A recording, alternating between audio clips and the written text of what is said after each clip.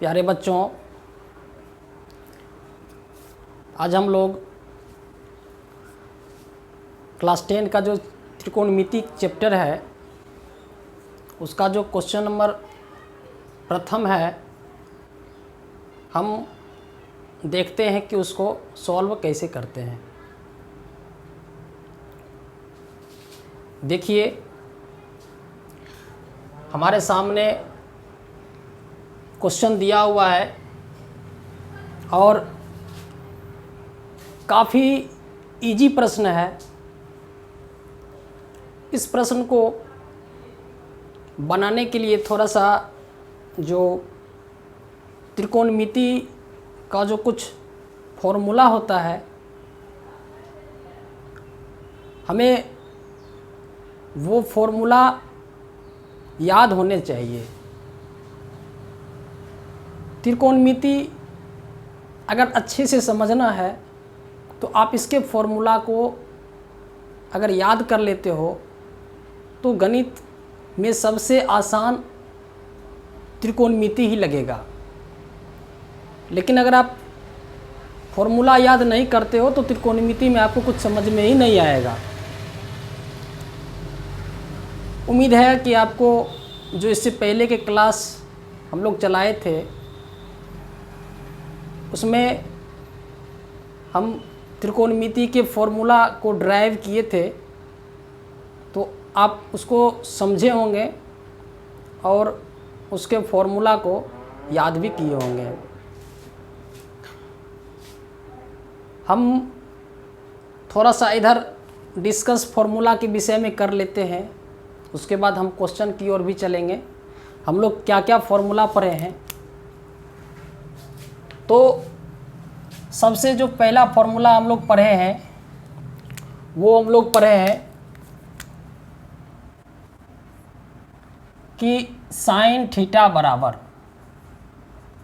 त्रिकोणमितीय अनुपात जो 6 होते हैं, जो किसी समकोण त्रिभुज की दो भुजाओं का अनुपात लिया जाता है जिसको त्रिकोणमितीय अनुपात कहते हैं।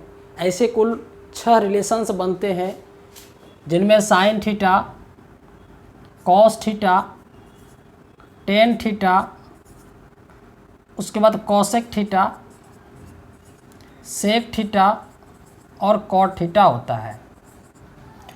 और आप जानते हैं कि कोई भी समकोण त्रिभुज अगर है तो इस समकोण त्रिभुज में इसको हाइपोटेनियस बोला जाता है और इस समकोण त्रिभुज का नाम ABC रख देते हैं।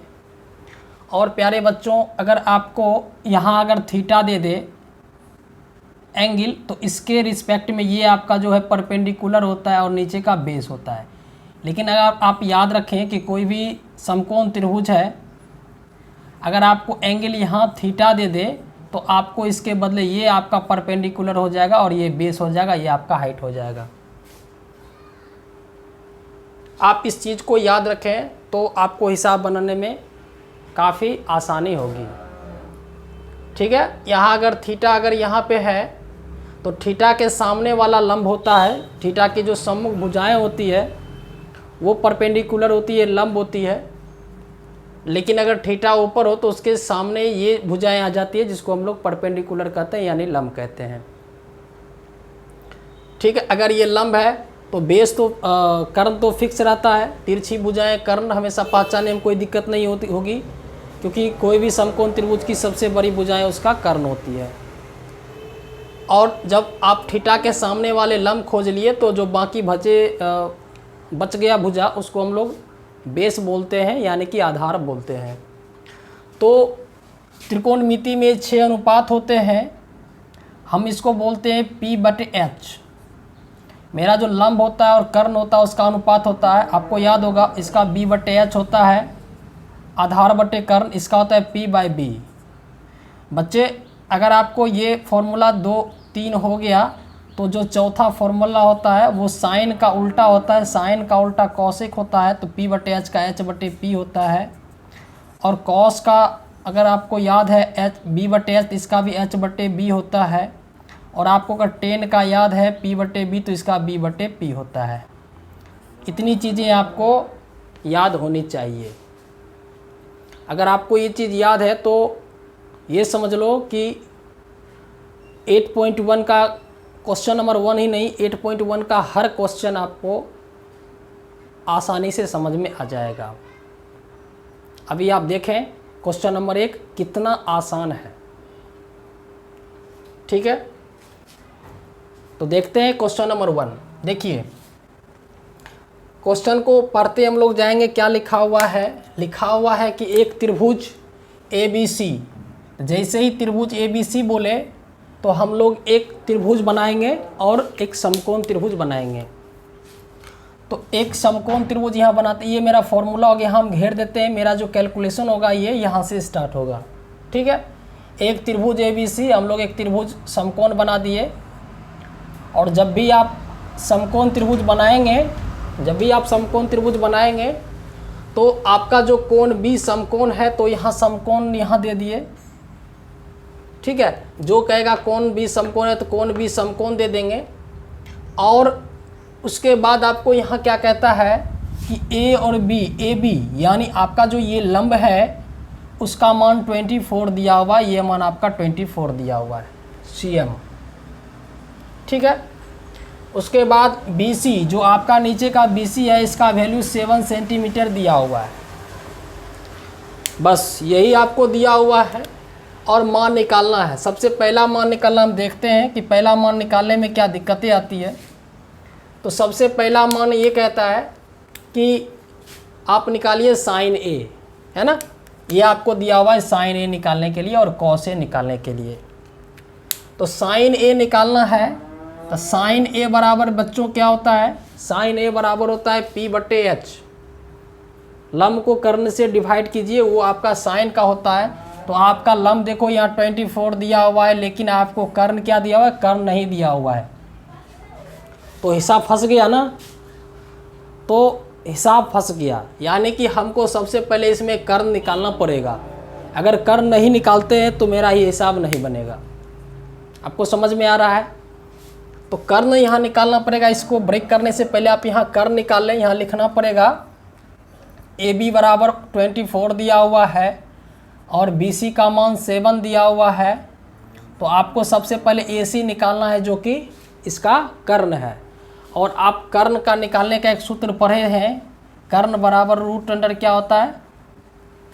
लंब स्क्वायर प्लस आधार स्क्वायर। ठीक है, पाइथागोरस का सूत्र है कर्ण का वर्ग उसके लंब के वर्ग और आधार के वर्ग के योग के बराबर होते हैं। ठीक है बच्चों, तो हम कर्ण का वर्ग होता है, लेकिन हम केवल कर्ण निकाल रहे हैं, तो रूट चढ़ जाएगा 24 का स्क्वायर प्लस 7 का स्क्वायर। अगर इसको हम लोग हल करते हैं, 24 का स्क्वायर हो जाएगा 576 और प्लस 7 का स्क्वायर 49 होता है। अगर इसको ऐड करोगे तो 625 आएगा, जिसका वैल्यू क्या होता है? 525 होता है, 25 होता है। यानी कि ये आपका आ गया 25 सेंटीमीटर, 25 सेंटीमीटर। ठीक है, आपको वर्गमूल पता होना चाहिए कुछ संख्याओं का। 25 का हो गया, कम से कम 1 से 20 तक तो आपको कंठस्थ होना ही चाहिए। लेकिन कुछ क्वेश्चन ऐसे होते हैं जिसके वर्गमूल अब बनाते बनाते याद भी हो जाते हैं, और निकालने का तरीका तो आप निकाल सकते हैं 625 का वर्गमूल। अब आपको 625 का वर्गमूल 25 आ गया तो आपका हिसाब तो खत्म हो गया। आपका हिसाब तो लंब बटे कर्ण, कर्ण को डिस्टर्ब कर रहा था। यहाँ पे आप फॉर्मूला जानते ही हो, साइन थीटा बराबर P/H होता है।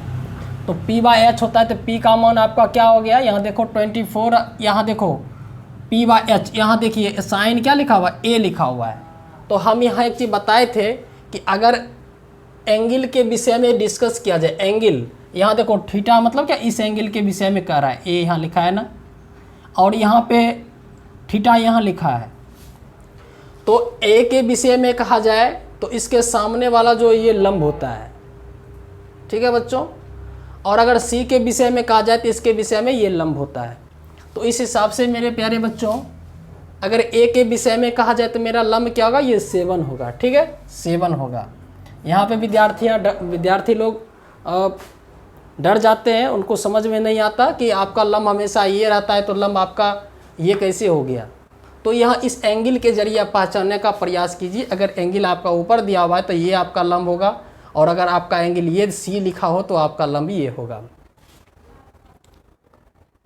ठीक है, यानी थीटा यहाँ हो तो इसके बदले ये लंब होगा, और थीटा ऊपर हो तो इसके बदले ये लंब होगा। तो यहाँ पे ए लिखा हुआ है, यानी कि इस एंगल के विषय में कह रहा था, इसके सामने वाला लंब हो गया, और एच आपका 25 हो गया।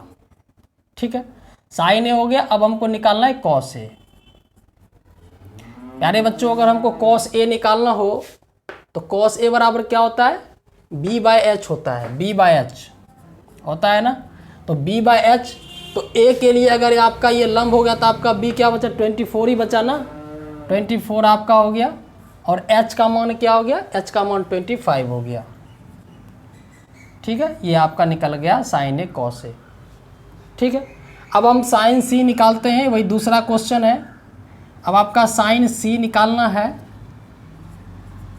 तो साइन सी बराबर आप देख रहे हैं कि सूत्र तो यही होता है, साइन ए हो चाहे साइन सी हो, कुछ भी हो, तो सूत्र तो साइन का पी और एच ही होता है। लेकिन अगर आपका एंगल सी दे दे तो हम बता चुके हैं कि सी के इसके सामने वाली भुजा लंब होगी, यानी 24 इसका क्या होगा, लंब हो जाएगा, और कर्ण आपका 25 तो फिक्स रहेगा। उसी प्रकार अगर cos सी निकालना हो तो b/h होता है। तो c के लिए अगर ये लंब हो गया तो आपका h क्या बच गया, 7 बच गया। तो b/h आपका हो गया, b हो गया आपका 7/25। आपका ये आपका आंसर हो गया। ठीक है, आई होप आपको ये क्वेश्चन अच्छी तरह से समझ में आ गया होगा। काफ़ी आसान है, सूत्र आप याद रखें, और आप ये याद रखें, एंगल याद रखें कि अगर सी के विषय में कहेगा तो ये लंब हो जाएगा, और आपको ऊपर के विषय में कहे तो आपका ये लंब हो जाएगा। ठीक है, इस एंगल के विषय में दे। ठीक है, तो इस प्रकार हम लोग पहला क्वेश्चन आपका खत्म हुआ। ठीक है।